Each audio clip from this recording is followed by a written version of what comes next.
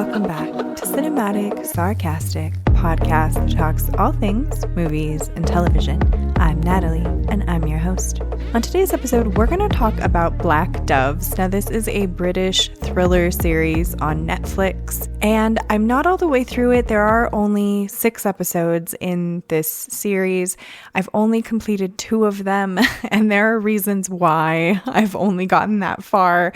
I do want to finish watching it. It's just a matter of building up the energy to do so, and I'll kind of get into why that is. So for anyone who is not familiar with Black Doves, again, this is a thriller series. It's kind of along the lines of Mission Impossible-ish. It's a secret sort of agency that Keira Knightley and Ben Whishaw are a part of, and they play sort of like these undercover operatives for this undisclosed entity, and they call themselves the Black Doves. Now, Keira Knightley's character of Helen is an undercover operative who was meant to do a single job for someone in politics and ends up, for some reason, just spending 10 years of time with him. It's not really clear why she's still undercover with this particular person. It sort of seems like she was meant to do this one job. She sort of mucked it up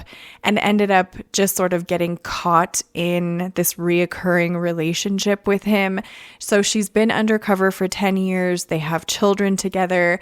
And during this time, she's fallen in love with someone else. And we pick up the show. The very beginning of the show is essentially her secret lover is killed along with 2 of his friends. And so the series follows her trying to figure out who has done this and get her kind of revenge on the people who have killed this person who she genuinely cares about. Now, the show itself is not a terrible production. I think it looks really great. They have some really good actors involved in this. Keira Knightley, I think, is an actress that I enjoy a lot. Ben Whishaw, obviously, is really great. I loved him in the movie Perfume. If anyone has seen that one, it's a little bit of an obscure one. I loved the book and I liked him in the film as well. Tracy Ullman is in this. The big issue that I have with Black Doves is not the quality of the acting or the quality of the show itself. It really comes down to the horrendous writing that is involved here. I think if you are able to look at Black Doves in a similar way to how you would look at like something like John Wick, where you're not tuning in for the quality of the story, you know, like, yes, John Wick has an underlying story, but let's be honest, no one is watching John Wick for the details of the plot. We are watching John Wick so that Keanu Reeves can kick butt. That is what we all enjoy there.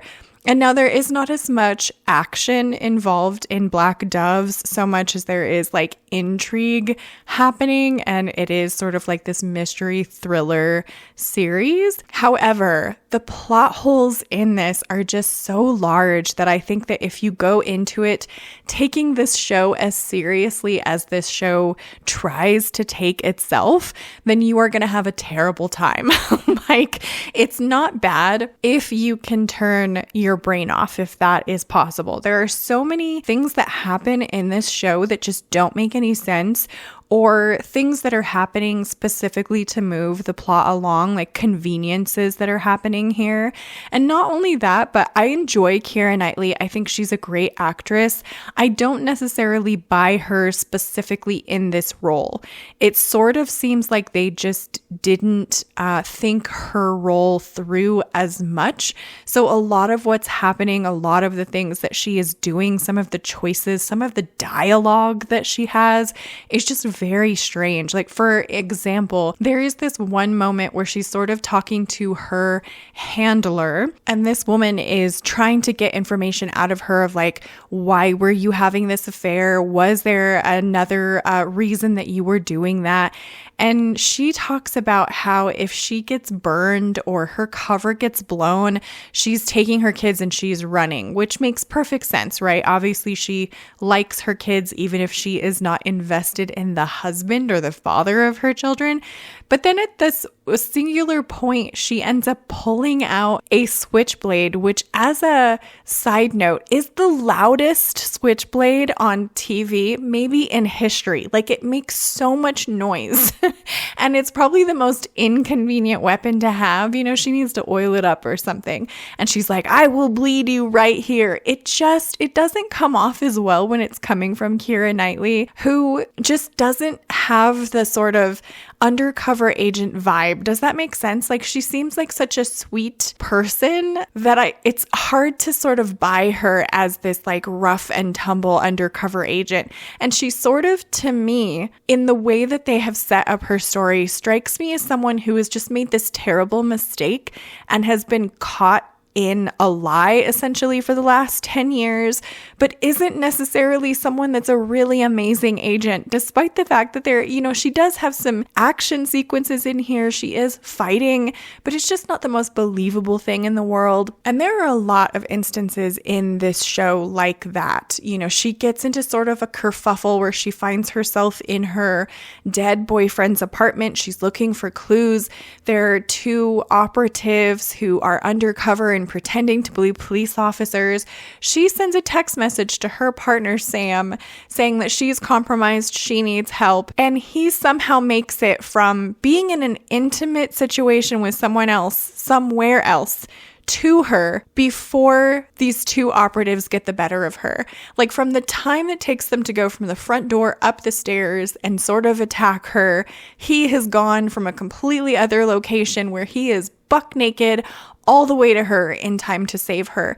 It's just like there are these glaringly obvious sort of holes in the plot or places where they didn't really consider or think through some of the things that they were writing in this show. And that's why I say I've only made it through 2 of the episodes out of 6. There are not that many. This should be something that is very simple to binge, but you all know that like I am a huge story person. So it's harder for me to suspend my disbelief and or like suspend my thought process. It's hard for me not to overthink a lot of the things that are happening in this show. And so it's not as enjoyable for me as it potentially could be if I was able to like turn my brain off a little bit better. I'm terrible at it.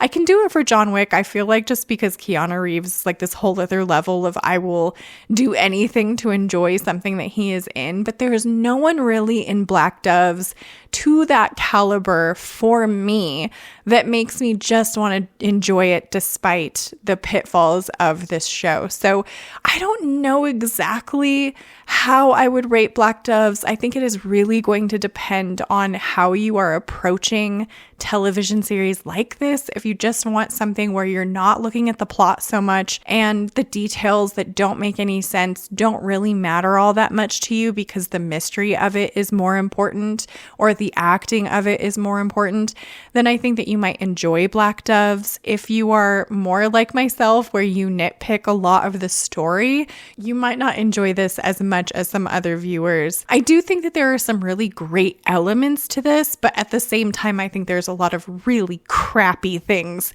that they've done in terms of just the storytelling of this show. So not a total win for me. I will probably try and eke my way through the remaining 4 episodes just to finish it up, but I don't think it's one that I would look for instance, if they were doing a second season of it. I think it's kind of a one and done sort of a thriller show for me. So that is what I think of Black Doves. I would love to know what you guys thought if you have watched this series.